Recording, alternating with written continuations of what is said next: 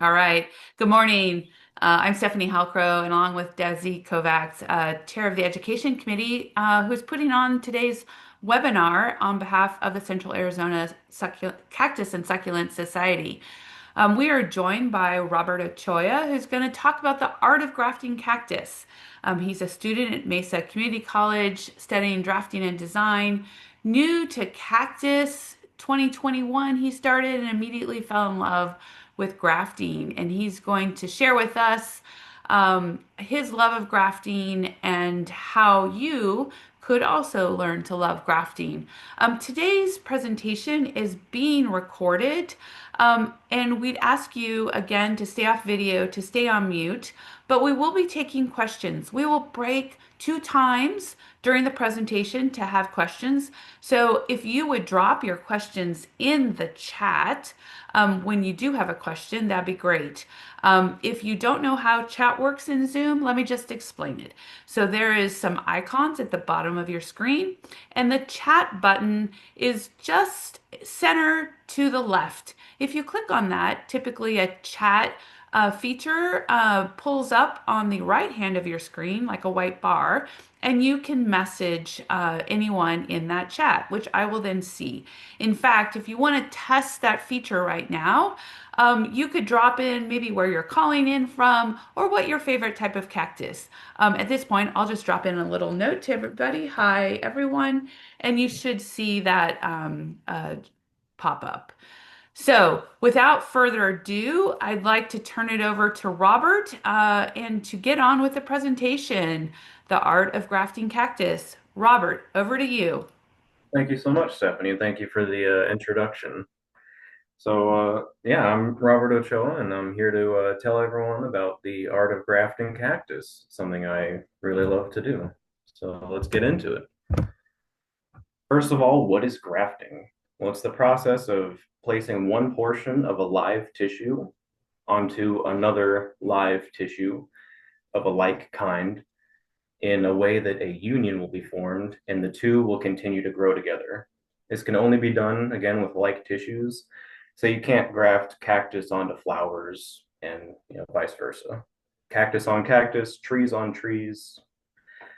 And why do we do it? There's a few different reasons. One, it's a growth multiplier. So that can be interpreted a couple of different ways. First of all, you can take one cactus and cut it up into a bunch of different sections into different types of grafts and multiply the amount of that cactus that will grow based on how many grafts you make. You can also take one cactus and place it onto a really large cactus, and it will grow significantly fatter than it would on its own. So it's a multiplier in different ways. You can also use grafting as a way to save a dying plant. So I've done this a couple of times. If you see that one of them is rotting, especially at the base and the black rot's growing up from the bottom, you can cut a piece off the top if it's one you really care about and graft it onto a healthy cactus and save it. It's fun, it's easy. You just have to have the right technique in order to have a high success rate. And we're going to go over that today. Me personally, I like to graft on Trichocereus cactus. They've proven over and over again that they're resilient, low maintenance, and fast growing. They're particularly easy to use as graft stock because they take up a lot of water and they hold water for a fairly good amount of time. Excuse me, sorry. And they grow like weeds. So if you get one and leave it for a couple of years, you kind of have graft stock for the rest of your life. They're also, until you cut them and use them for graft stock, they're nice to have around because their flowers are showstoppers. They smell very good. And they're my favorite ones to watch grow.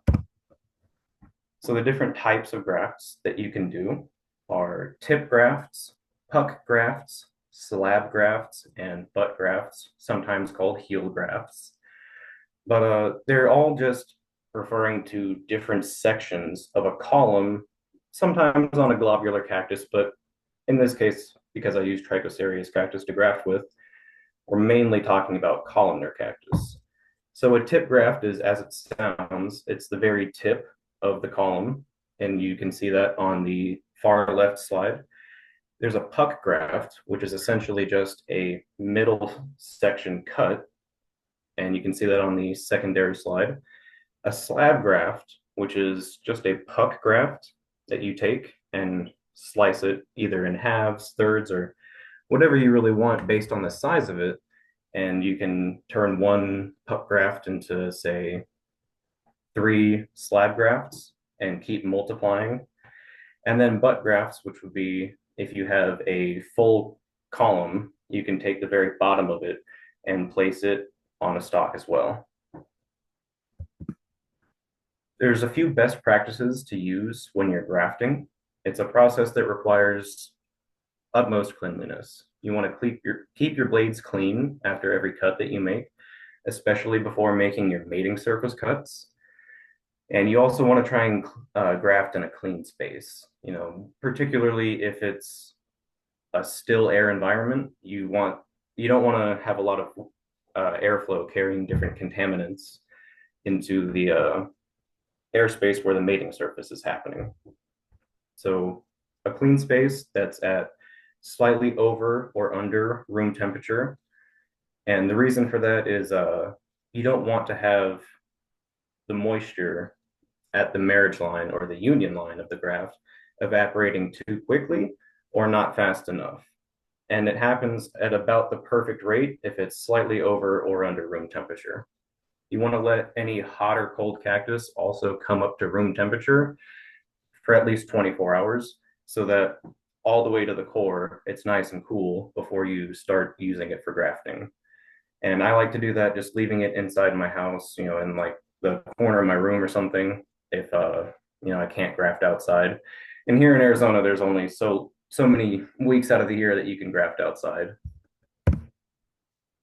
And for best practices continued, you want to have the best blade control that you possibly can, and it requires a significant amount of dexterity.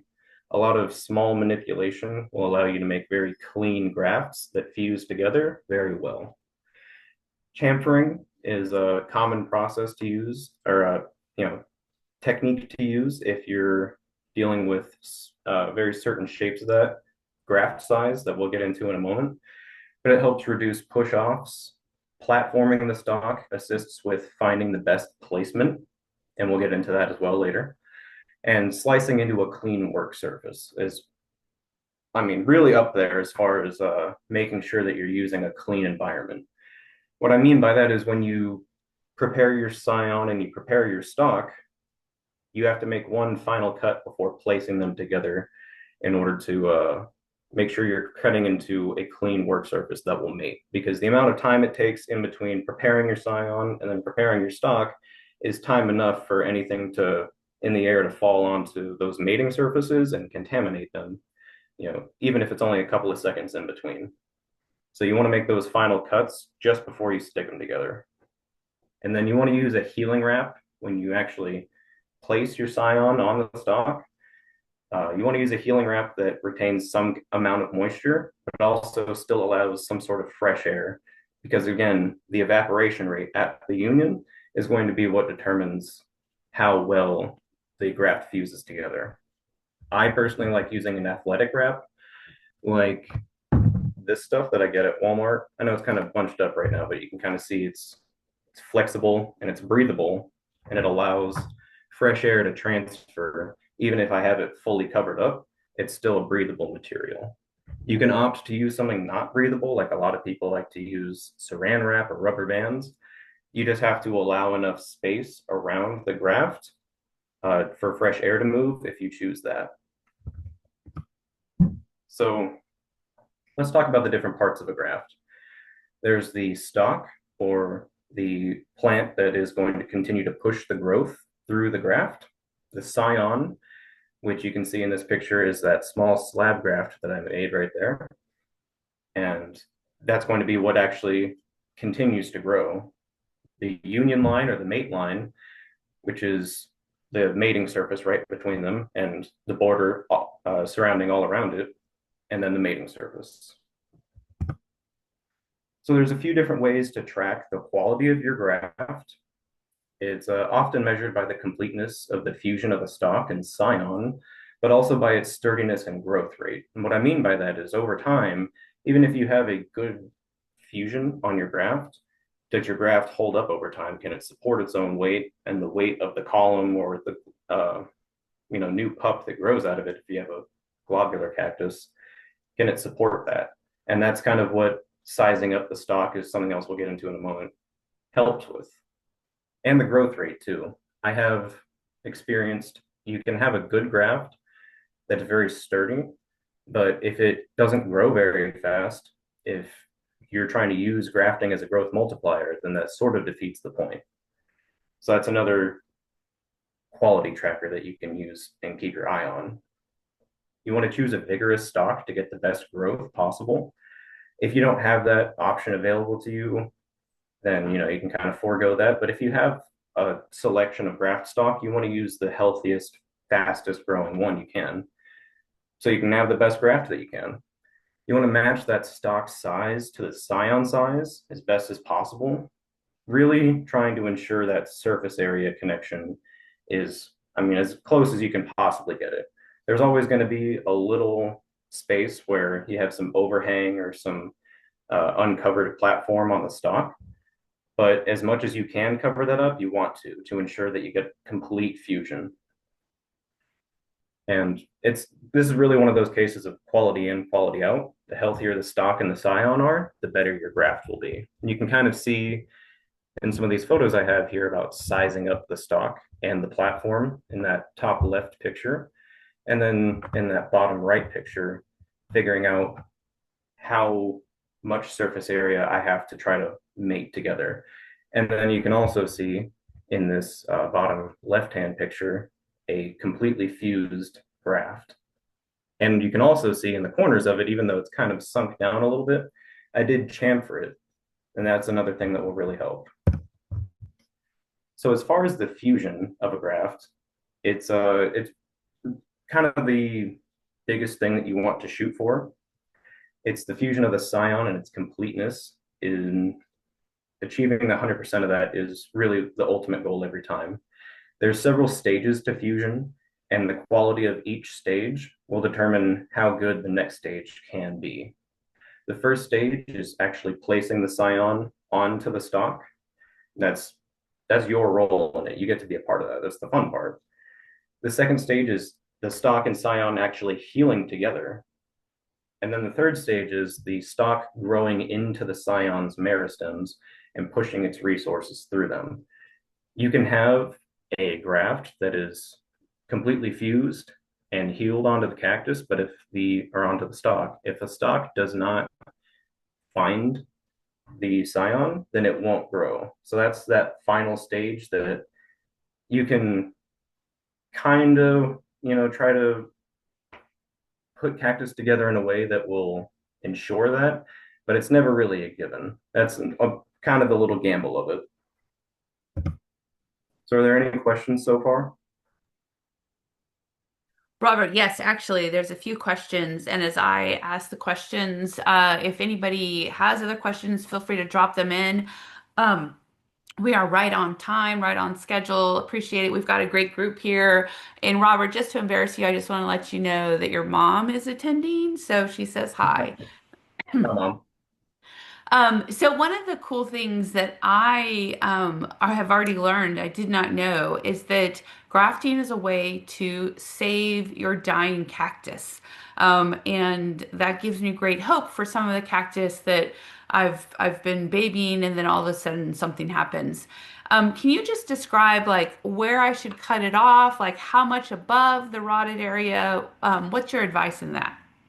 So me personally, it just depends on the size of the cactus that's rotting. So if you have a nice big tall column and only maybe the bottom 2 or 3 inches is rotting, you could just cut off just up until it stops being mushy and rotted until you hit clean flesh, and that's all you really have to cut off. Maybe another centimeter above that if you want to be careful, but you don't have to cut off that much unless it's a very systemic issue. That's a different case. But if we're just talking about, like that classic, just it started going black from the bottom and all the way up, just cut it off right above the black. And then if there's more black inside, cut up until there's nothing. Got it. Where can I get the stock? Where do you get your stock? So, me personally, I like to utilize the power of being in a community. There's a lot of trichocereus cactus that are used for landscaping all around Phoenix and the greater Phoenix metropolitan area. So, knock on your neighbor's door, make a friend. That's a really great way to get a lot of cheap grafting stock or free most of the time. I've never even had anyone say, I want $10 for that one. That's funny. I teach a class on growing succulents indoors, and one of the things I talk about is the top dressing that you might want to put on. And I talk about different places you can get the top dressing, and I say, you can buy it at the store, etc. You can get it from your own front yard, or if you don't like the color in your own front yard, you get it from your neighbor's front yard. So yeah, the power of a community is super important. So grafting, you have to, another question. With grafting, you obviously have to touch the cactus quite a bit. I am very sensitive to the spines. I don't know, they just, when I get a spine in me, I just get like it swells and stuff. How do you deal with, what's the best technique with like touching the cactus and maneuvering? Because if you're going to graft, you have to do that quite a bit. You do. So for me personally, that's a situation dependent. I like to use a lot of short spine trichocereus cactus, which allows me to actually grab in between the ribs where the areoles are at and just grab onto flesh. So I can grab and manipulate almost without touching the spines at all and make my slices. If I'm in a situation where, like this one, actually, this is a great example of a graft I just made, nice long spine on it. I will take usually like a 12 pack cardboard, like a 12 pack of soda, take the cardboard off of the side of that and fold it up and use that almost like a glove. And I found that that specific type of cardboard works a lot better for handling cactus specifically than a thicker type of cardboard because the lamination on the side of that soda box provides different type of a different type of material on top of the cardboard that's compressed that makes it so the spines have a tougher time getting through than if you were to say take like a regular cardboard box. It's just a very soft material. Even if it's a lot of layers of that soft material and the corrugation inside, it still allows cactus spines to poke through very easily. So that thinner laminated cardboard works really well for me if I just want something that's free and I want to just make use of some trash I have around the house or something. That's great. And do you do the laminated part forward to the cactus or for to your fingers? Honestly, I haven't You don't know. experienced the difference. Okay. Yeah, I kind of like using the cardboard side on my hand because it feels a little bit easier for me Okay. to manipulate. And then last question before we move on. You talked about clean surfaces and cleaning your tools. I can guess what you were using, but I don't think you mentioned what cleaning material you use. Oh, I'm sorry. It's actually in the next set of slides about the. Well, perfect segue. Let's keep moving on, and I'm going to go on mute and turn my camera off. All right, sounds good to me. So let's get ready to graft. So getting ready for a grafting session, you're going to need a few different materials, a couple of cactus to start with, a nice clean sharp knife. You can see the one pictured here.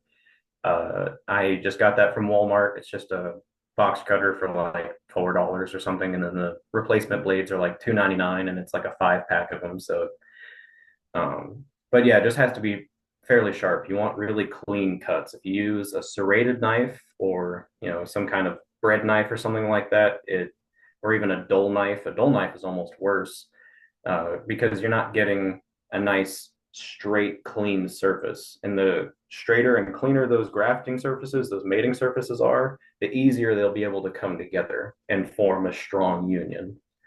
And then I personally like to use isopropyl alcohol. Again, Walmart, just it's all in the same aisle. And some sort of cleaning rags, napkins, or towels, just something that you can use to wipe the blade off with. I like using paper towels, just because you can keep using it over and over again. There's so many different ways to fold it up. And then some sort of sports wrap, like, is what I prefer to use.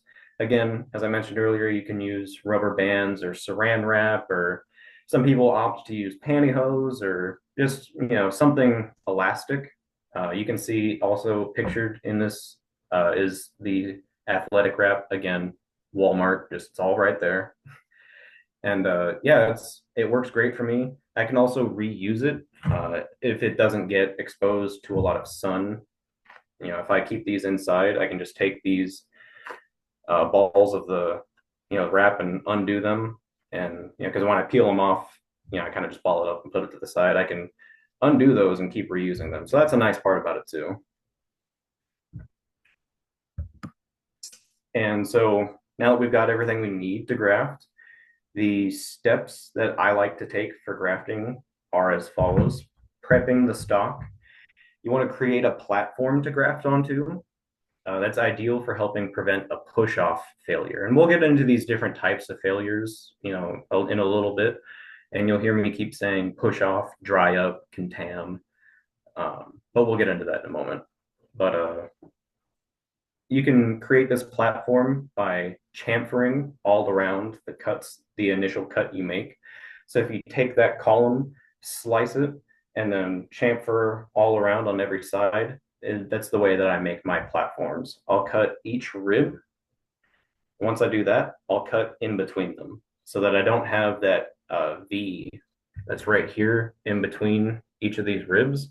I'll slice there as well because that little bit of skin, and again, we'll get into this in a moment, will actually rise up if I don't do that, and that can lead to a push off. So platforming assists in sizing up the union line with the stock. As you can kind of see in this picture, I chamfer pretty far down at a fairly steep angle. We're almost at probably 80-degree cut right there. But you do that so that you can then size up the platform as needed. You can keep chamfering, but if you chamfer too much and then all of a sudden your scion's way too big for that and you need to keep cutting, it's going to be you're just going to have to keep cutting lower. And if you cut too low, then now you're out of graft stock. So making this platform at a steep angle like that is just a nice way to stay ahead of the curve if you're just trying to size things up, if you're just sizing things up at this stage. And then prepping the scion, you want to size it up to the stock as best as possible because the mating surfaces, if there's overhang or undercut like that, like that's extra surface area for moisture to escape from, which will then make your mating surfaces dry up faster than they normally would. And that'll allow the surfaces to pull away from each other. And that's just less complete fusion, and which will eventually translate to slower growth rates, smaller growth rates, and sometimes might even just lead to a contamination or a push off. So you just want to make sure it's big enough to fit onto the stock and kind of carve it up in a way that makes it so. Like you can see in this picture, if I hadn't chamfered it at all, that would have been too big for me to put on the stock that I had. But if I cut inwards like that, that'll allow me to size up those mating surfaces. So you can there's a little bit of leeway. If you don't have stock that's perfectly matched up to it, you can kind of cut them in a way to where they will fit. There's just going to be, some open space on the sides, but ultimately you'll have a pretty good mating surface. And then making your final cuts. So once you've prepped the stock and prepped the scion, and they're both, you can kind of line them up visually. They're both the size they need to be. You want to make one final cut, and those will be your mating surface cuts. And you want to make them fairly quick. I like to have my stock and my scion right next to each other, and I'll just I'll have my my paper towel or whatever I'm using with the isopropyl already on it, so that as soon as I make that cut, I can just clean it and then make my next cut and then put them right together. It gives the least amount of time possible for contamination from just the air to be introduced. And it's best to leave those fresh cuts on the stock or the scion until you've made both cuts and you're ready to place it. So, like, for example, with this one right here, it's already in a pot and standing. So that makes it pretty easy for me to leave that top slice that I just made. If, the scenario I kind of described before where I'm making my cut, wiping it, making the next cut is for cases like this, for an unrooted piece where I can just have the scion and the stock both together on the table. But in an instance like this with a potted plant, I can make my platform and then make my final cut and just leave that slice on top until I cut my scion. And I can take the scion, just push that off and put the scion right on. And that leaves like no time for contamination to get in there. As no time, as much as humans can, possibly do. But yeah, you want to place the scion in a neutral and balanced position on the stock to improve the longevity of it. There's a lot of cases of people just, it's the art of grafting. So, they'll do artful types of grafts where you can stick a bunch of things on all different sides of it, on your stock, and they'll all grow. But over time, as that growth happens and they get bigger, they'll get heavy and just fall.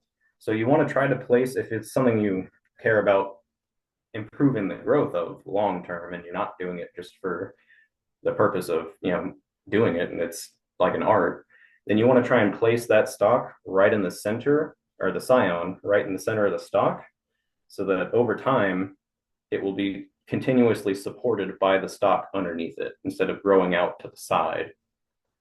Which, even if that happens, you can cut your new branch off of the scion and the scion will keep growing. But ultimately, you kind of just want to set it up for success.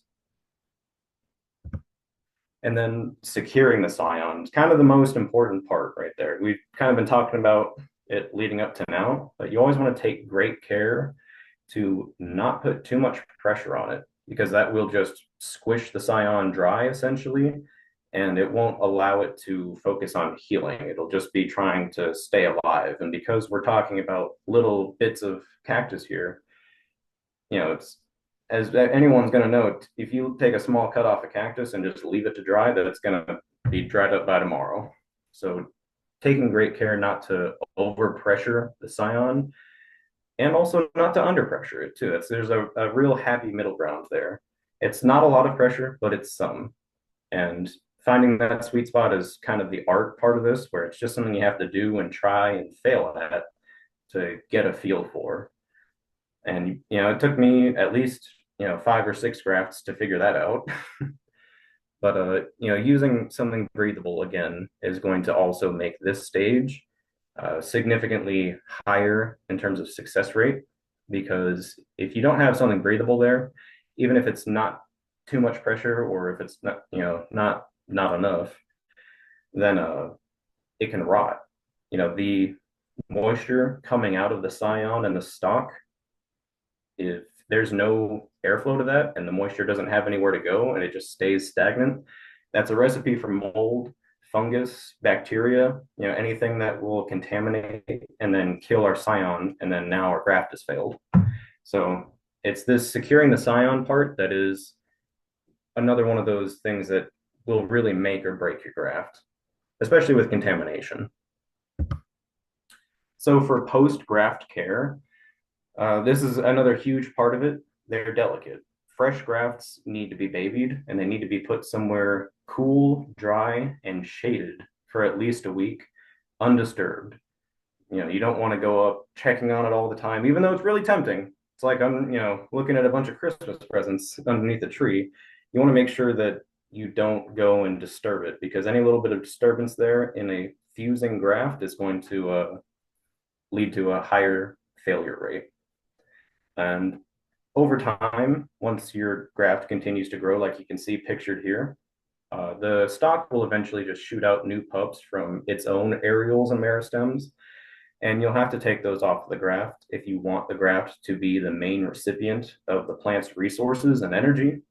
But me personally, sometimes I like to leave those on there just because that's another surface that I can platform and make another graft on, assuming that the other scion isn't too big. Like in this one pictured here, I did have to take that pup off because there's just not a lot of working room right there for me to graft something else to it. And that's pretty normal. A lot of people, kind of be worried about that in the beginning, but you'll see those new pups coming out of all the different areoles around it, and you just gotta just cut them off. I like to cut in like a little V and just take the whole areole off, and that usually prevents them from shooting out again. And so, are there any questions at this point? Yes, Robert, there are. So there's a question from the audience. They're curious if you have a picture of a finished wrap of a graft. So you had a picture of you showing how you would do it, but what it looks like when it's finished. Do you have a picture, or do you have one handy that you could show us? There are pictures towards the end, the power pages. Perfect. Okay, we'll get to it. Sounds good. Sorry about that. No, I do have no, some that's finished good. drafts here. I know the camera quality is not the greatest, but I have right here. This is a one that's almost fully fused. Again, I know the picture quality is not very redeeming there, but yeah, this is a batch of grafts I have next to me that I made that is healing nice. And I've also got some examples that, again, I'll talk about in just a second of different failures and the different categories of them.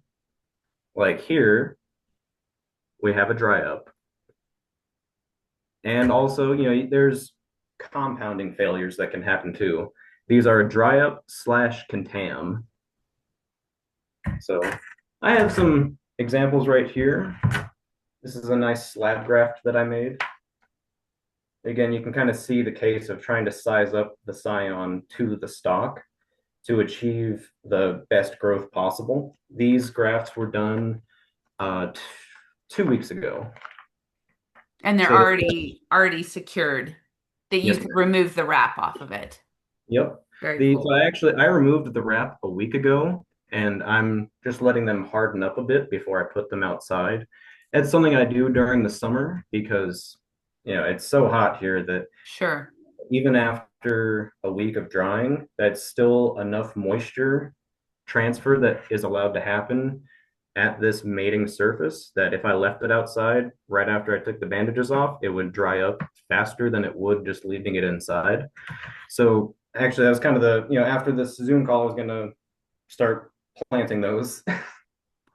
So, I mean, that's really interesting because you just showed us several examples of the stock and the scion. By the way, I love learning new words. I've learned scion today. I never knew that word before and what it meant, meaning the cactus that we're grafting. I learned chamfering. Did I say that right? Chamfering, Yes, which ma'am. is cutting the side so it doesn't the stalk doesn't push off the scion, right? So use Yep. those words together in a word. But so you bottom back to the question. You showed that stalk with the scion, but it's not in dirt. So you can do the grafting with the stalk and it's not in dirt, and then you're going to go plant the stalk in dirt or soil, Yep. I should say, not dirt, but Not some of it's dirt. yeah. Yeah, actually, that's one of the really cool parts about grafting cactus is because they hold so much water that you can leave you can take a cut of a columnar cactus and just leave that thing on like a rack, assuming it's in the shade. Even in Arizona, you can leave them on a rack for like 6 months and they'll still be fairly well hydrated enough to where you could still plant them and it'll be able to rehydrate once it's got roots. But if you're just working pretty quickly and you're on a specific schedule and you know what you're doing, then you can just take your cuts out of your column. These are from the same column.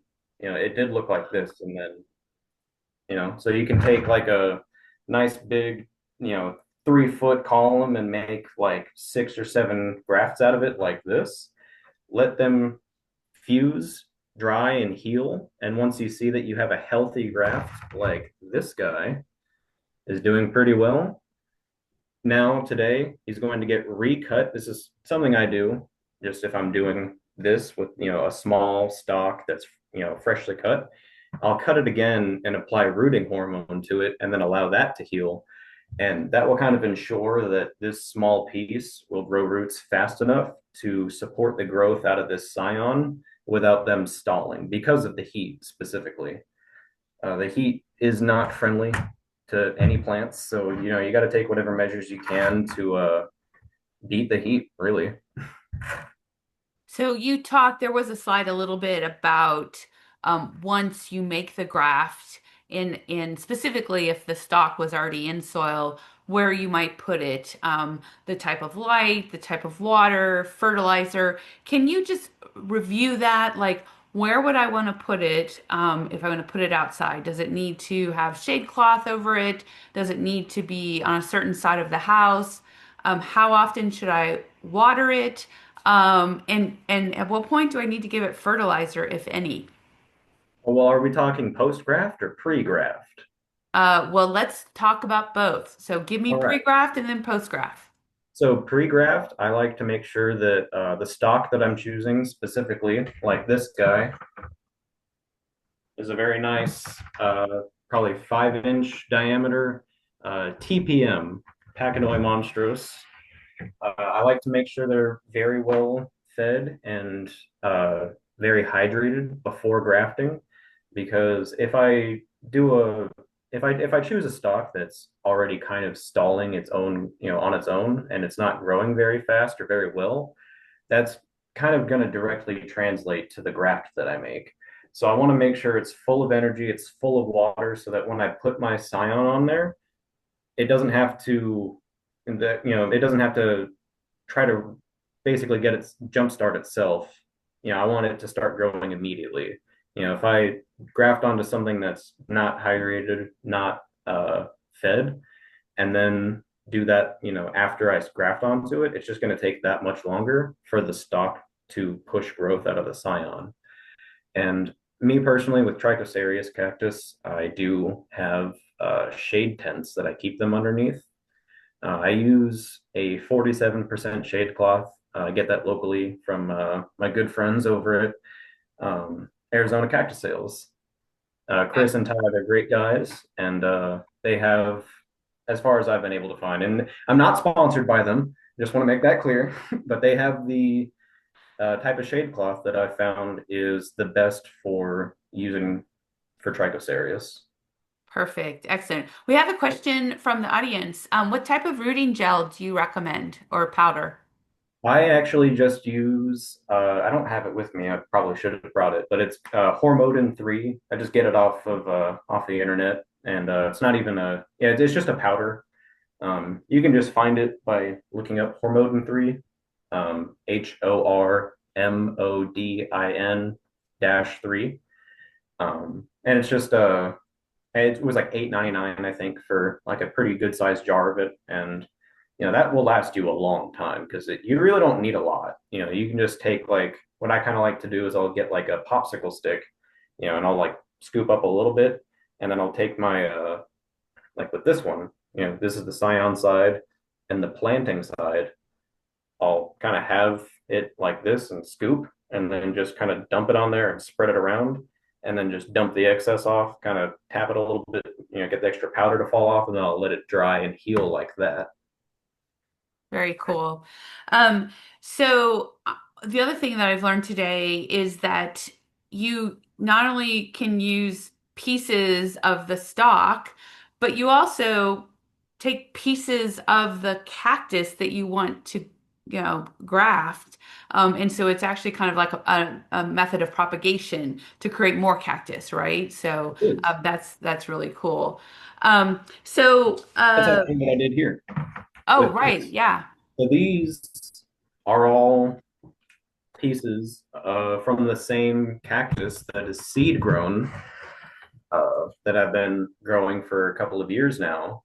And it's a very special one. I'm not going to talk about it here. We're going to announce that later, but it's a cool melting Trichocereus cactus that I want to have a lot of. So I, took just chunks out of it, and right off the bottom, and grafted them on there. And then I still have the main column that I cut off of that I applied the rooting hormone on, and that will keep growing while these grafts are growing. So it's a multiplier.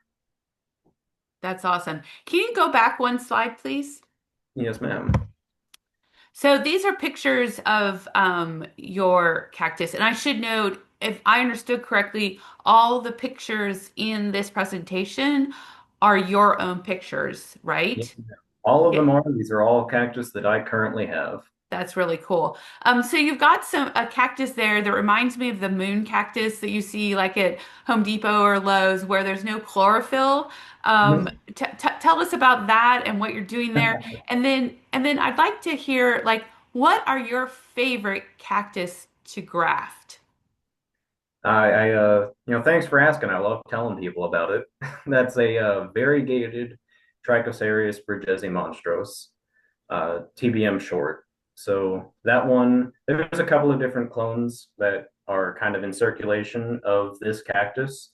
The I wish I had brought some more up here. I just kind of had the ones I just made, but yeah, that's a the full variegated. I like calling it the full banana of form of that. There's a few different. There's the marbled, and then the one that it's just marbled variegation, and then there's one that has like just little stripes through it, which is kind of just less marbling.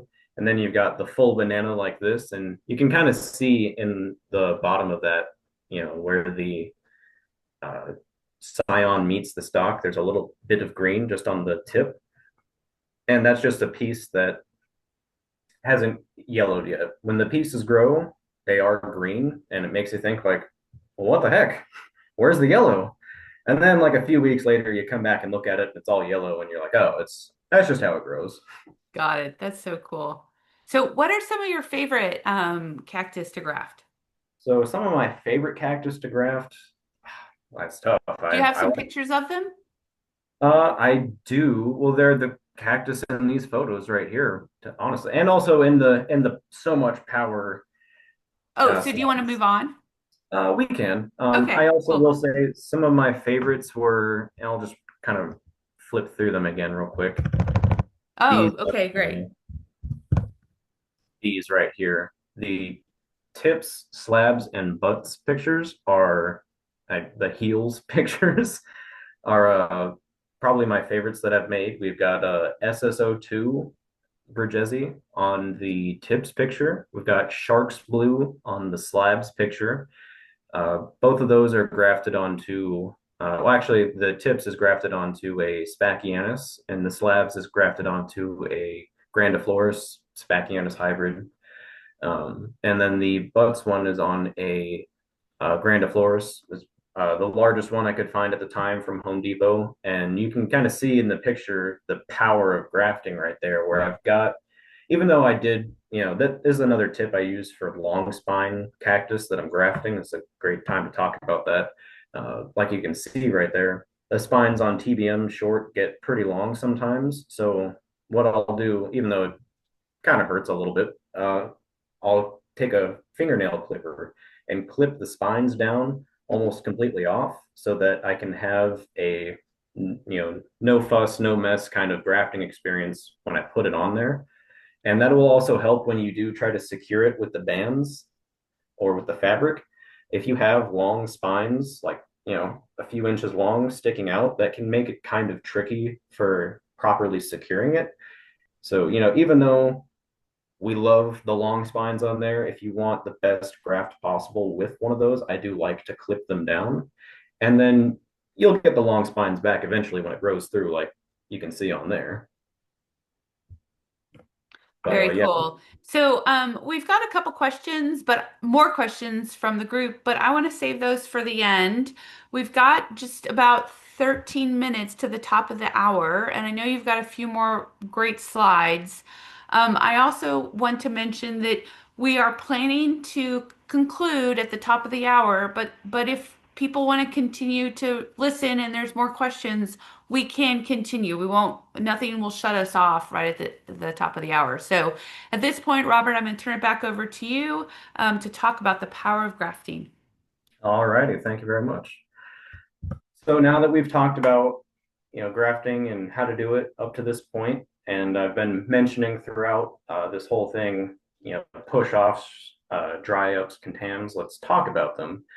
These are the common types of failure, and the most common reasons that a graft experiences failure is too much or too little moisture, airflow, light, and heat, or any combination thereof. There's three main categories of failure that you will see. They are push-offs, dry-ups, and contams. And we'll go over each one of those in just a second. But to prevent any of these best practices, grafts need to fuse together slowly to achieve the best fusion possible. Light and heat will cause the surface moisture to evaporate too quickly, leading to a push off or a dry up, and sometimes a contam. And no fresh air exchange on the union line or at the mate line will significantly increase the risk of mold, bacteria, and fungus to grow and cause a contam failure. So it's kind of finding that middle ground, that best balance that you can with pressure, light, heat, sizing of the stock and the scion together. Fine, that's the art of it, right?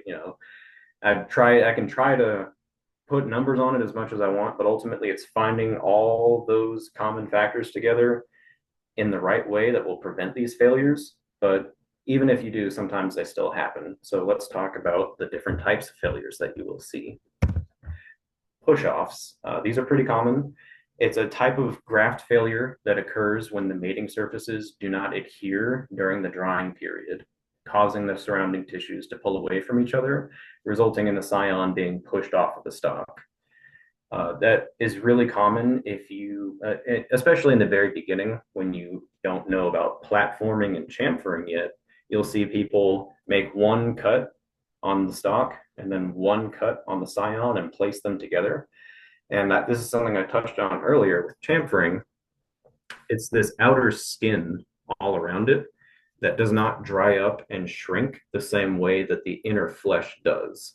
And so if you make that straight cut, as the flesh shrinks and dries up, the skin will push away. It will remain in place. So if you have your scion that's following that skin and sinking in, it will meet that skin on the outside and get pushed off.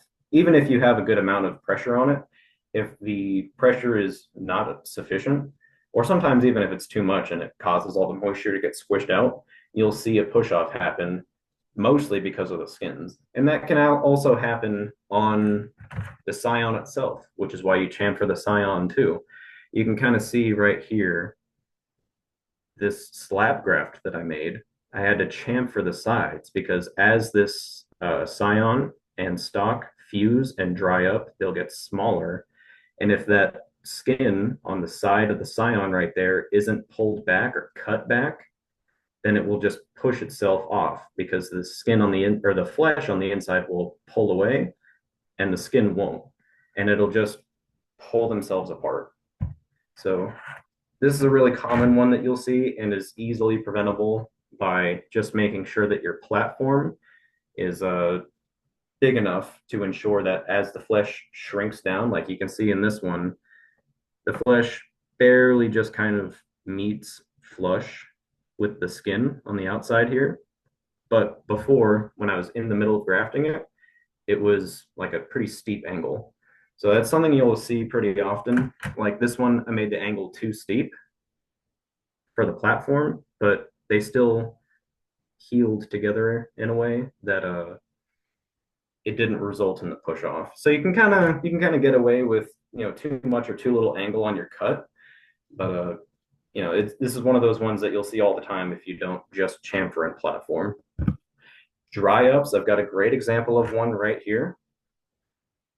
You can kind of see, yeah, the light's hitting it perfect right there, where I achieved a great fusion. You can see like I'm really trying to disturb it and pull it off, but I can't. So dry ups are kind of one of those ones that can happen even if you do everything right. There's another one of those roll the dice, you can do everything right and still fail. It's kind of like life, but a dry up will happen where and this is also kind of my fault for doing this, I made the scion too small. It was fairly thin to begin with. You can kind of see right there, like these are the ribs. They're just little nubs now. So I didn't really have a lot of meat on there to hold moisture until the stalk was able to grow through and find these meristems and support the growth on it. So, it's make your scion big enough is kind of, and I do touch on this a little bit at the end, but you want to make sure you have at least general rule of thumb that I like to follow is about a half inch or so when it's wet, like half inch thickness. This was probably quarter-inch thickness when I put it on there, and it just dried up. It just couldn't hold like and it didn't look like this a week ago. This is another one of those things that it says up here, a dry up's a type of graft failure that can occur at any point in the life of a graft, which is true. But in this context, we're talking about as a failure of during the grafting process or just right after it. So this was nice and plump and hydrated and healthy looking a week ago when I first took the bandages off. But there's that third phase of fusion that has to happen inside the cactus that we really just have to hope and pray for. And because I didn't give this enough size to ensure it could hold enough water until it grew, it failed. It can, again, largely be prevented by always opting to use fully hydrated cactus to graft with and trying your best to have a perfectly sized mating surface. So if you can get both of those mating surfaces pretty close, you're much less likely to experience dry up. And you also want to make sure that you're applying the right amount of pressure. A dry up can also happen even before you take your bandages off. If you're applying too much pressure and just squishing all the juice, all the water out of your scion and also out of the mating surface of the stalk, as they continue to dry on their own for the next week, there won't be enough water inside of there for them to keep slowly evaporating, and it'll just eventually lead to a dry up on the surface edges or even in the middle. It's another one of those things where dry ups are kind of finicky, where it can happen starting in the very center of your scion if you have too much pressure on one side of it or on just the outside edges and not through the middle. When you're putting your bands on, you can experience a dry up where it'll start happening in the center of the stalk and kind of flatten, almost just like this. And they occur slowly, usually during the first couple weeks of healing until the stalk begins to push through the scion, which will then start to hydrate the scion and reverse the dry up. Kind of like right here, you can sort of see, I really don't want to spill all the soil on my keyboard, but try to get this really close. The picture quality is not getting it justice, but these are kind of right in the middle of the dry up process where they're looking almost like a sunburned cactus looks, but it's just because they're basically just on their own right now. They are fused onto the stalk, but the stalk is still in that third phase of fusion where it has to find and like grow through and find the meristems on the scion. So until then, they're kind of in the middle of a dry up. You can reverse that if the stalk grows through it. And then the final one, which is such a heartbreaker, is contam. Contam happens when a contaminant is introduced to the mating surfaces before fusion. I could have swore I had more information on that. Oh, okay. So the immune systems of the plant can often fight off a small rust fungus outbreak at the union line, sort of like the picture on top here. You can kind of see all around. There's a little bit of rust fungus that is happening outside of it, but it's not a cause of concern usually. It's only a cause of concern if you see the whole entire surface starting to, rust up like that, then you can be pretty sure that it's also rusted up underneath your scion. But if it occurs on the actual mating surface, it's pretty much going to fail. So a little bit on the outside edges like that isn't the end of the world. But if you kind of see it being a little more extensive and systemic, then you can be pretty sure that the graft is going to fail because of that. And it can be easily prevented by grafting in a clean area at room temperature with minimal airflow. And I mean, the contaminants are usually coming out of the air, sometimes coming off of you, your body, your breath, and whatnot. But a lot of times, I've experienced enough grafting, contams from grafting outside on windy days that I've kind of figured out if I just do it in a fairly still air environment like my garage or, in this room I'm in right now, it usually takes that factor out. And always keeping your blade clean too. That's the other, this is one of those easily preventable types of failure. Keep your blades clean. Maybe wash your hands before you start, and just practicing, uh, cleanliness any time that you can. You can also kind of see right here too, on this bottom picture, a more advanced, stage of healing. Like this top picture is about a week after grafting, and this bottom picture is about 3 weeks after. And the contam is slow, but it's enough to be systemic. And by that time, you can see the black just underneath the skin of that stalk.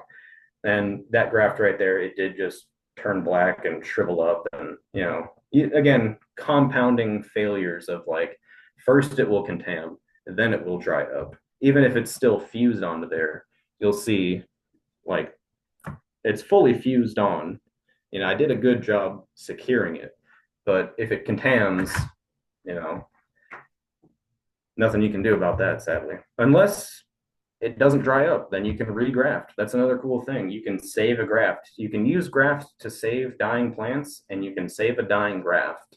So that's another one of those cool little powers of grafting that I really, really like about this process.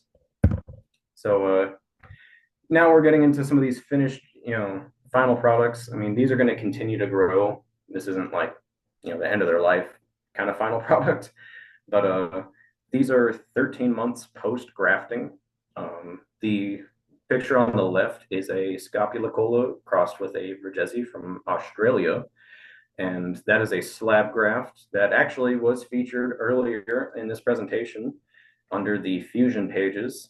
And the same as the picture on the right, that was actually featured on the previous slide with that little bit of rust fungus on the outside edge of it.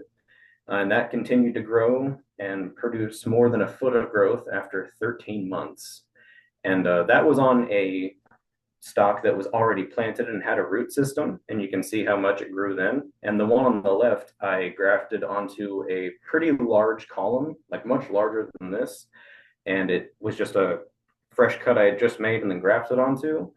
And in 13 months, it grew a full root system, and it's root bound in a pot now, and also grew about 8 inches or so. So it's, and the diameter of it is pretty dang close. You can see in the picture to the diameter of the stalk too. So pretty impressive growth to see out of something with no roots in that amount of time. Here's another picture of a graft that I made. So much power in grafting. If I had let this cactus, the scion, try to grow on its own, it would maybe be a quarter the size it is now after 13 months post graft. There's a crested Trichocereus Burdesii monstrous on top of a PC Pachinoi, and it is, I mean, like the size of my face, and that was a very, very small slab graft. I wish that I had included a picture of it when I just grafted, but I mean, we're talking like the size of a penny to the size of my face in like 13 months. And this is another one I'm very proud of. I did this one actually on my mom's birthday, October, 8 months after grafting this picture. And it's the size of a soda can, pretty much. I mean, the spines on it are significantly longer and more uniform in their growth than any of the other TBM that I have. And you can see on here, the new branch coming out of the scion is significantly bigger than the scion itself. At least, the angle of this photo doesn't really do that part justice, but if it was turned a little bit, you'd be able to see the scion maybe a quarter of the size of the new branch coming out of it, which really demonstrates the power of grafting and what kind of growth rates and sizes you can achieve through using a really powerful, healthy graft stock. And that's 8 months after grafting. So thank you guys very much for listening. I'm really happy to have been able to do this presentation. And happy grafting. Robert, we've got a few more questions if you have time. Absolutely. Okay. So you talked about a drying up of the scion. What if you like miss the graft lightly? I don't know. Does that help? No, unfortunately, the drying up is more of a internal uh, moisture content sort of issue. And what I mean by that is that cactus can absorb moisture. Some cactus, most cactus, I'm pretty sure, can absorb moisture through their skin, but it's not enough to support the actual structure of it. It's a little bit, but it's not much. And just misting it will actually end up usually leading to some sort of contam kind of problem because you're just reintroducing water to a surface that needs to be drying up over a period of time. If the surface doesn't get to remain dry and it's continuously being rehydrated, that's a recipe for fungus and mold and bacteria to grow.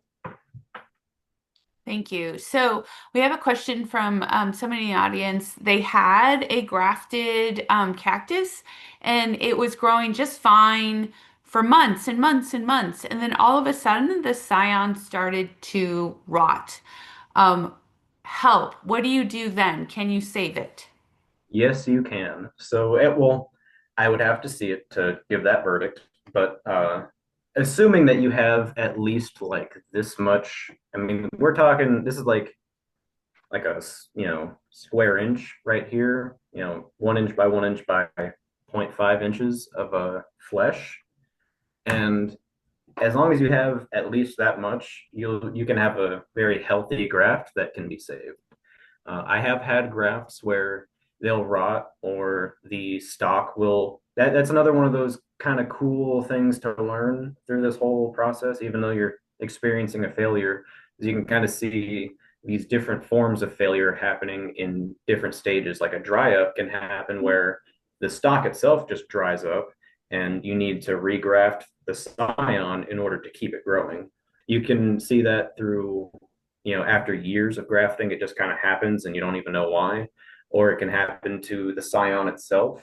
The contam can, for some reason, if it's systemic, transfer from the stock into the scion and start causing rot there.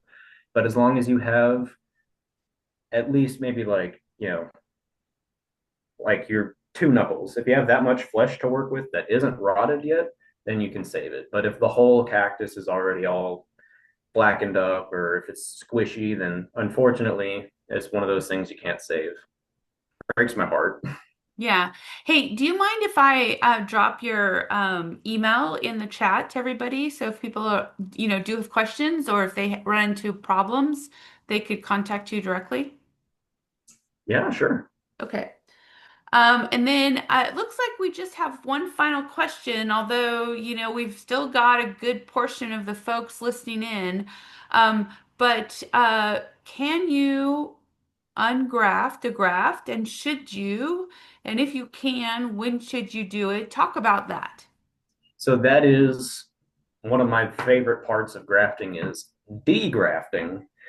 So degrafting is, we talked about using grafting per as a for the purposes of being a growth multiplier. So once you have multiplied your growth, man, I really should. I only have so much table space here. I should have brought a lot of grafts up though. But once you have, a nice column, a nice branch that needs to, sometimes it'll get so big that it's too heavy and it actually ends up kind of squishing the scion. So you do have to do that at some point. And once you do, you can just chop it, let it dry, and then plant after so much time. I like to use the rooting hormone and try and just jumpstart that process, but you definitely don't need to. But yeah, that's one of the you can degraft and actually I can kind of show here. Let's say a branch gets growing out of this so much, I can cut just above where the branch is growing out, and that will leave a bunch of areoles with meristems on top of the graft that will keep growing. So it's a great way to continue to multiply your growth. You multiply the growth once with the first initial grafting, and then you multiply the growth again with every successful cut you take off the graft. And if you have a healthy stock and scion and union that continues to grow for years and years, then that's just going to continue to multiply over time. And it's a really great practice to use if you have a cactus that's special to you, if it's something that you just like to look at, or if you're, like nurseries do this all the time just so that they can increase the number of things they have to sell, especially if it's something that people really want. So, yeah, just continuing to degraft more and more until either the graft fails after some time or it just never does, and you're just blessed with cactus. Awesome. Robert, I just really want to thank you for putting together this presentation and for kicking off our webinar for the Central Arizona Cactus and Succulent Society. Everybody that joined us today is just dropping in really nice comments about the information that you shared. Maybe in the future, we can do this in person. We'd love to do that. We need to find a space, but we certainly probably will have you back in another year. We've recorded this, so we're going to find a good place to put this so we can share it with others. We did have some folks joining us today from like the Tucson Cactus and Succulent Society. Finally, I want to thank my partner in crime with the Education Committee, Desi Kovacs, because he was really responsible for getting this all set up and doing all the administration and advertising and working with Robert to make this happen. So at this point, just a final goodbye and everybody have a great weekend. Thanks for joining us today. Thanks for having me.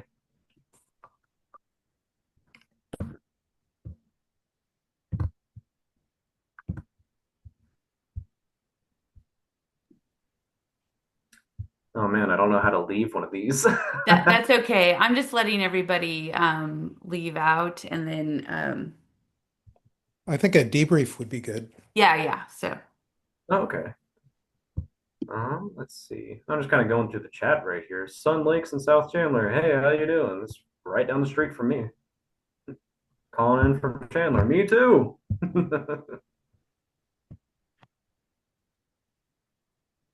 All right.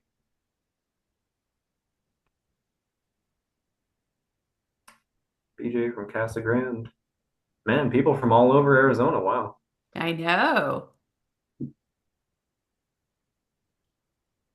Oh, someone put. Oh, thank you, Desi, for putting the Hormosan 3 in there. Okay, I found it so on the Amazon. remaining people online are us, and then Dawn and Kim Andrews I left them online too. I don't know if they want to join, but I hey, just want to say one thing because I have to thanks. run. Sorry. Yeah, But Robert, I'll tell you, this was just wonderful. Thank Wonderful. you. Thank you. And Izzy and Stephanie, thanks for pulling this together. And I'm going to make a very strong favorable comment about the webinar and all three of you. And Robert, I want to introduce you to the group tomorrow during the club meeting. So I hope you're there. I'll be there. Great, great, great. So I look forward to more exciting things for CSSS. And thanks to you three. And sorry, I got to run. But you all take care and hopefully we'll see you all tomorrow.